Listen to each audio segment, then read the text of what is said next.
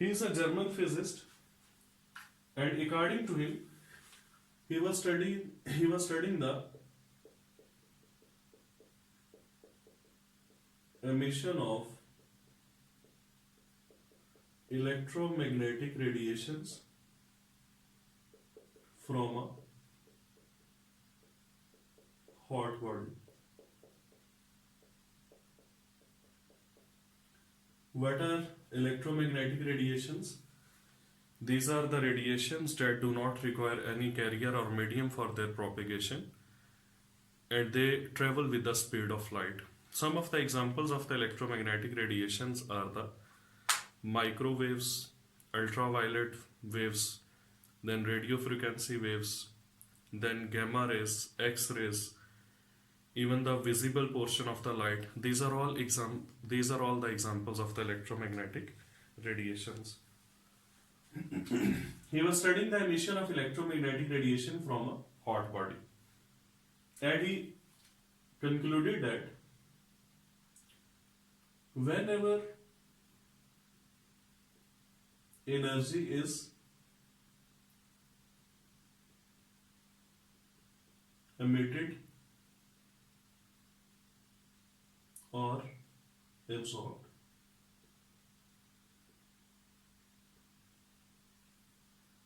whenever the energy is emitted or energy is absorbed, this emission or absorption of energy doesn't take place in the continuous fashion, but in the discontinuous fashion, in the form of small pulses of energy, in the form of small units of waves, which he called as the small energy packets, known as the quanta. So, energy is not released or absorbed in this fashion. This was the concept which was provided by the classical energy theory.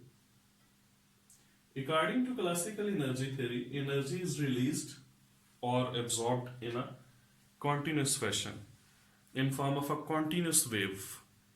But Max Planck said that energy is emitted or absorbed in a discontinuous fashion like this.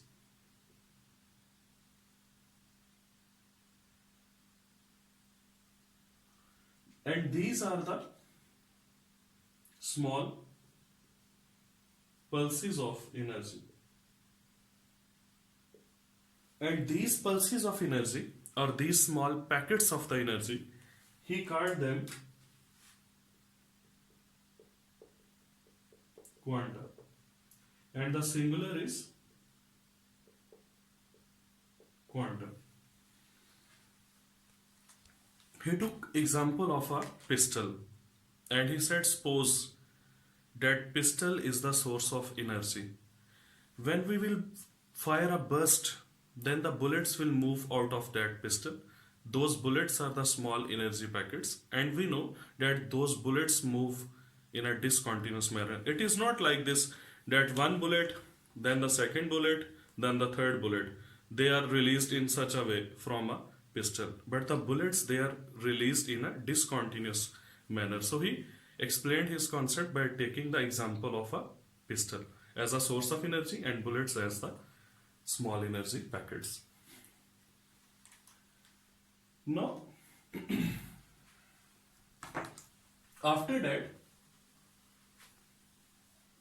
Einstein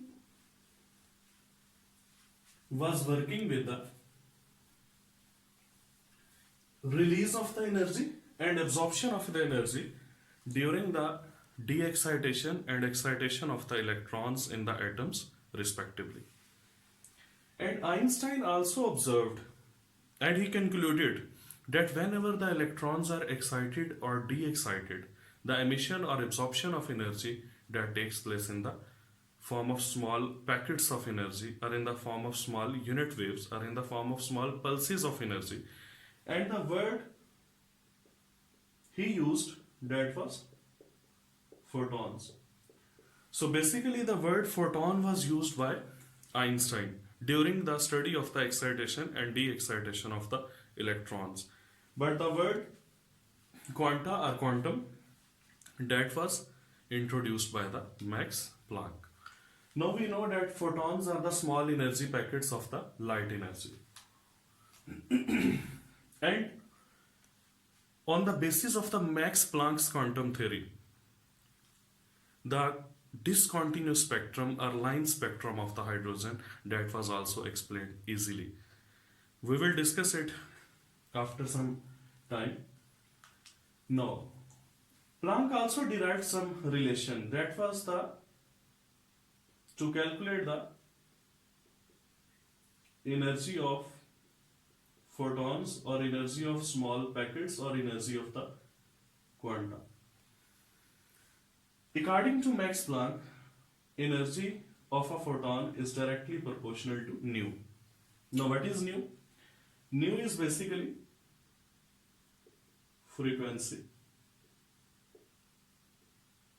of electromagnetic radiation. What is frequency? The number of waves passing through a point in 1 second or in unit time, that is called as the frequency. It is measured in cycles per second or it is measured in hertz. So energy is directly proportional to nu, frequency. When we change this sign of proportionality into the sign of equality, we use a constant, and that constant is h. So this was the first Planck's relation, which relates energy of the electromagnetic radiations with their frequency. This one is the first relation. What is h? That is the Planck's constant. Now what is this Planck's constant? How we can define it? That is very simple. That Planck's constant is basically the ratio between energy and frequency of the electromagnetic radiations. It means it is very important now that whenever we are dealing with any electromagnetic radiation, if we will take a ratio of the energy and frequency of that radiation, it will always be a constant quantity. And that constant quantity will be the Planck's constant. The value of Planck's constant is 6.626 10 raised to power minus 34 joule second, or 6.626 into 10 raised to power minus 27 erg second. Because 1 joule is equal to 10 raised to power minus 7 ergs. Just like joule, ergs is also a unit of the energy. Now this was the first relation.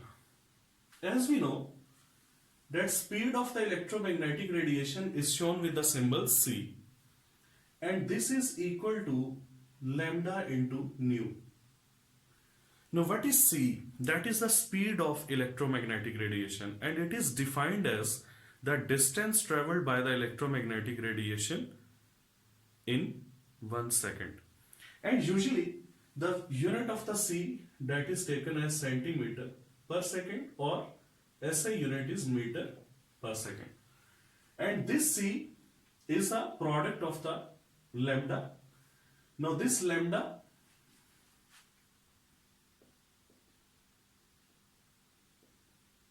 this one is actually a Greek word, and its symbol, this lambda is called as the wavelength.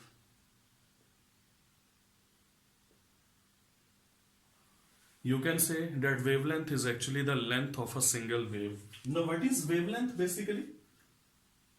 Suppose it is a wave. These are 2 points which are called as the crests. So the distance between 2 consecutive or 2 successive crests, that is called as lambda. Now I am giving you a very important concept here. That c is equal to lambda into frequency. My question is that this velocity of the electromagnetic radiation c depends on A option, frequency of the electromagnetic radiation; B option, wavelength of the electromagnetic radiation; C option, both of these; and D option, none of these. What will be the correct answer? I think so that the correct answer is D, none of these. Because as the lambda increases, frequency decreases, so the value of C will remain same. If the frequency increases, lambda decreases, again the value of the C will remain same. And you know, this C is actually 3 into 10 raised to power 8 meter per second. So from here I can say that nu is equal to C divided by lambda. Putting this value of nu in this equation 1, it becomes E is equal to H into C over lambda. Now H and C both are constant. It means energy of the electromagnetic radiation that is inversely proportional to its wavelength. That is the second expression. Now the next one. We know that there is another property of the electromagnetic radiation, nu bar, that is the reciprocal of lambda. And this nu bar is actually the wave number, and wave number is defined as number of waves in unit length, that is called as the wave number. And the common units which are used for this wave number are per centimeter, and its SI units are per meter. Now if mu bar is equal to 1 over lambda, then this equation 2 can be rearranged as E is equal to Hc into 1 over lambda. So E is equal to Hc into mu bar. So E is equal to Hc into nu bar. It shows that H and C both are constant, so energy of the photons or energy of the electromagnetic radiation that is directly proportional to the wave number. There are three basic properties of an electromagnetic radiation: its frequency, its wavelength, and the third one is its wave number. Energy of photon, that is directly proportional to the frequency. It is directly proportional to the wave number, but it is inversely proportional to the wavelength. These are different relations which were given by the Max Planck.